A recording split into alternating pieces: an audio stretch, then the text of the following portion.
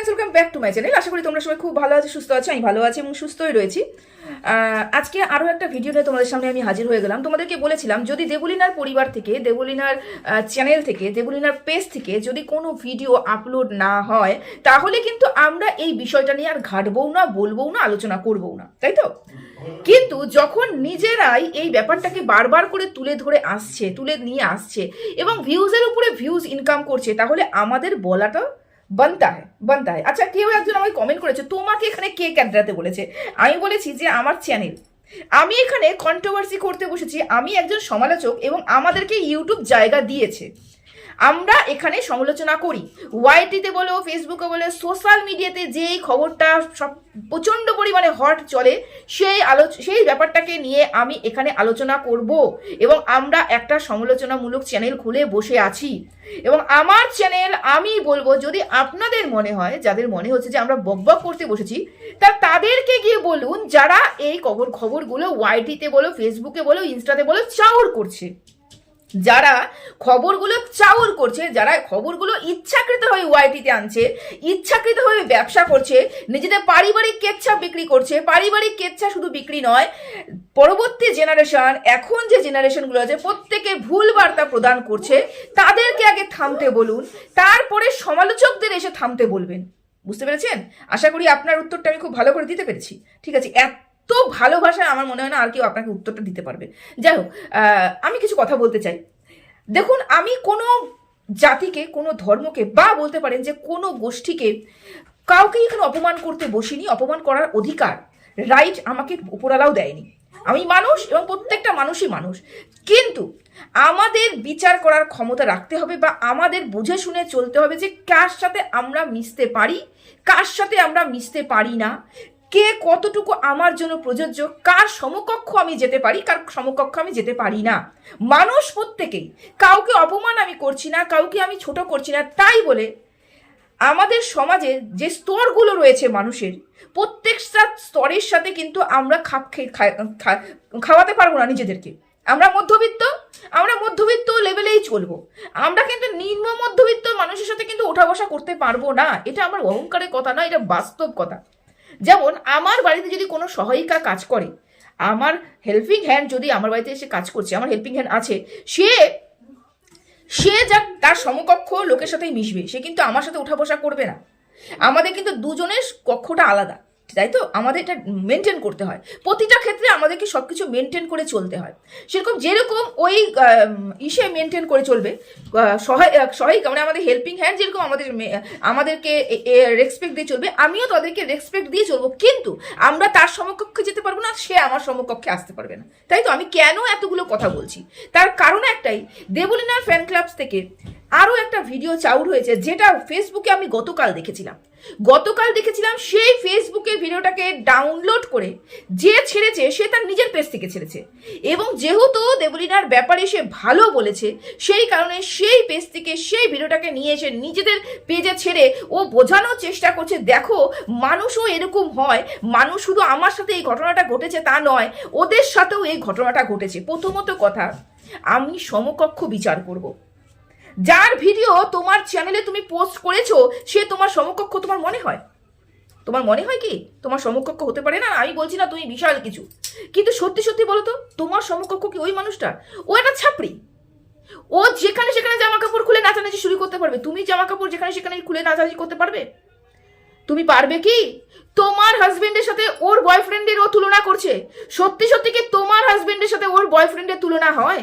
প্রথমত কথা, এখানে দু রকম পরিস্থিতি, দু রকমের মানুষের জীবনযাত্রা। ঘটনাটা এক, যে প্রত্যেকটা মানুষ ভালোবেসেছে, ধোঁকা খেয়েছে, এটার ব্যাপারটা এক। কিন্তু দুজন জীবনযাত্রা দু রকমের, দুজনের কক্ষটাই আলাদা। তুমি একজন সিঙ্গার আর ও হচ্ছে ছাপড়ি। বলতে খুব খারাপ লাগছে, ভীষণ খারাপ লাগছে। কাউকে আমি এরকম করে বলি না, কিন্তু হ্যাঁ, ওকে আমি দেখেছি, না মা, না বাবা, না ভাই, না বোন, ওরা কন্টেন্টের জন্য সব কিছু করতে পারে, ইনকামের জন্য সব কিছু করতে পারে। এবং এসে তুমি যে ভিডিওটা ডাউনলোড করে আপলোড করেছো, সের মধ্যে তার ল্যাঙ্গুয়েজ দেখেছিলে? সত্যি সত্যি কি তুমি যেই পরিবারের বৌমা, সেই পরিবারে এরকম একটা ল্যাঙ্গুয়েজ ইউজ করা যেতে পারে কি? আমার শিক্ষা আমার কথার মাধ্যমে, আমার শিক্ষা আমার ব্যক্তিত্বর মাধ্যমে তুলে ধরবো। আমি চিৎকার করে বলবো না, আমি হাতে নিয়ে দেখিয়ে দেখে বলবো না, সার্টিফিকেট আমার ডিগ্রি দেখিয়ে দেখে বলবো না আমি অমুক অমুক ডিগ্রিধারী, আমি বলবো না।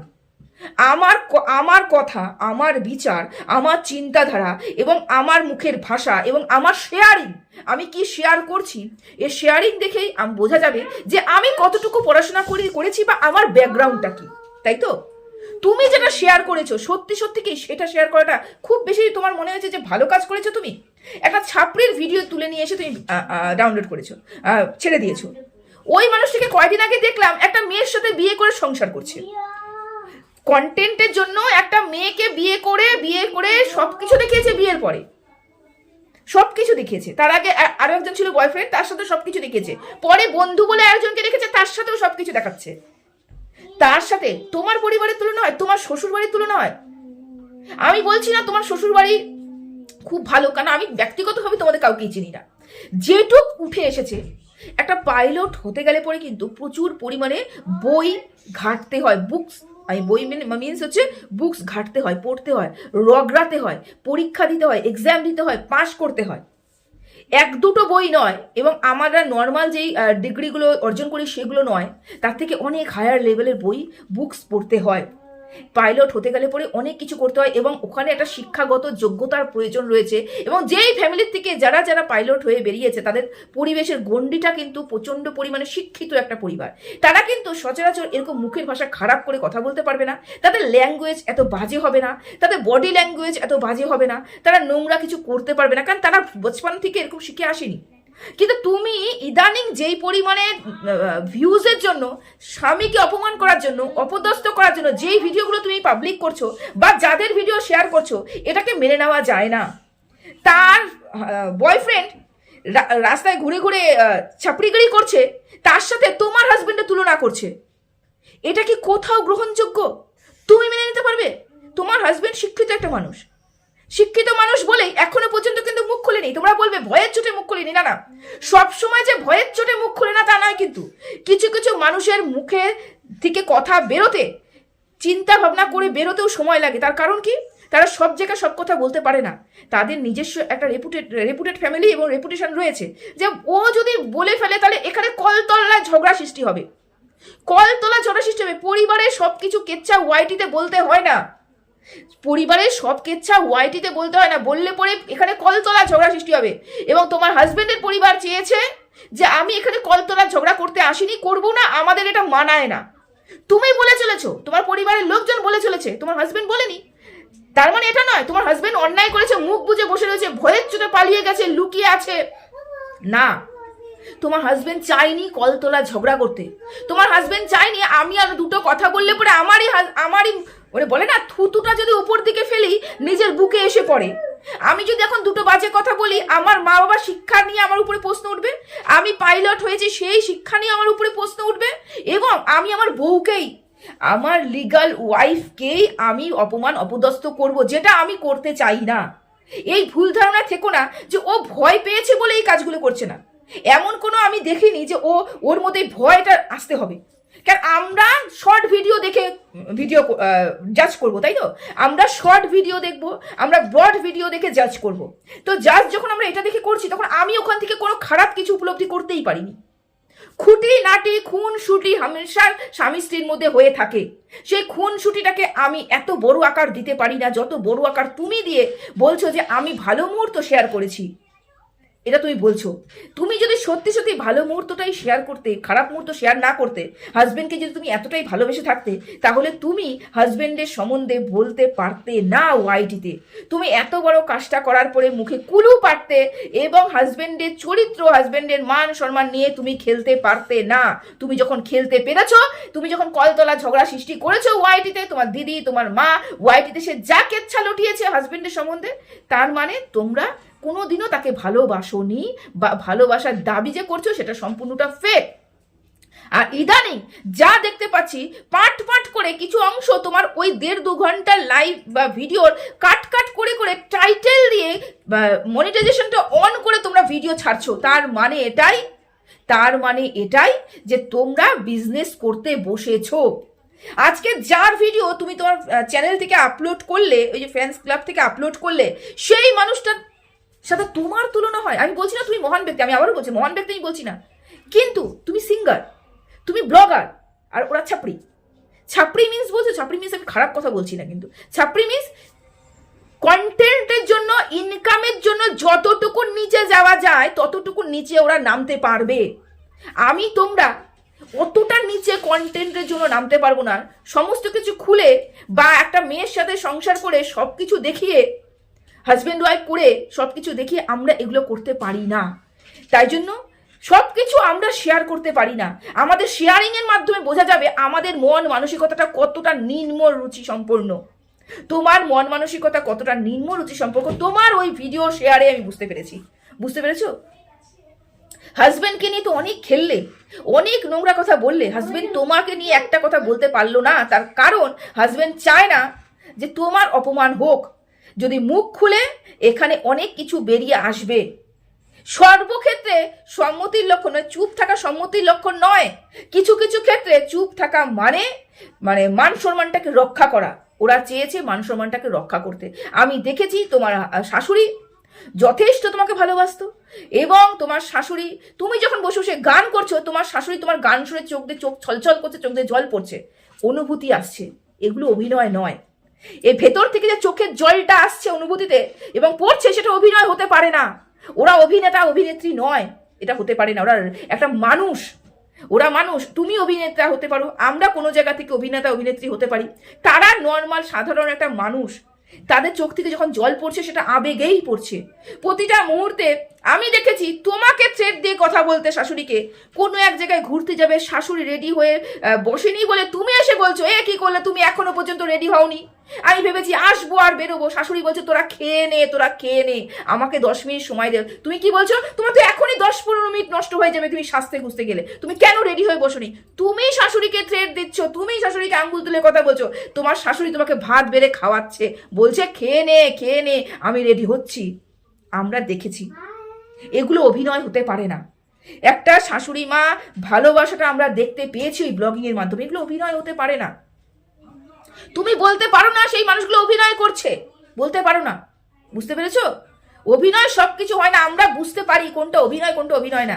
এবার প্লিজ কেউ এখানে বলতে বসো না তোমাদের কি ঠেকা পড়েছে। ঠেকা তো পড়েছেই। ওয়াইটিতে, ফেসবুকে, ইনস্টাগ্রামে যেখানে যেখানে নোংরামি হবে, যেখানে যেখানে অপদস্থ করা হবে অপর পক্ষকে, যেখানে যেখানে গলত দেখবো সেখানে সেখানে বলবো আমরা পাবলিক, আমরা ভিউয়ার্স এবং আমরা সমালোচক। আমরা তো বলবোই বলবো। ইউটিউব জায়গা দিয়েছে, ইউটিউব অধিকার দিয়েছে আমাদেরকে বলার জন্য।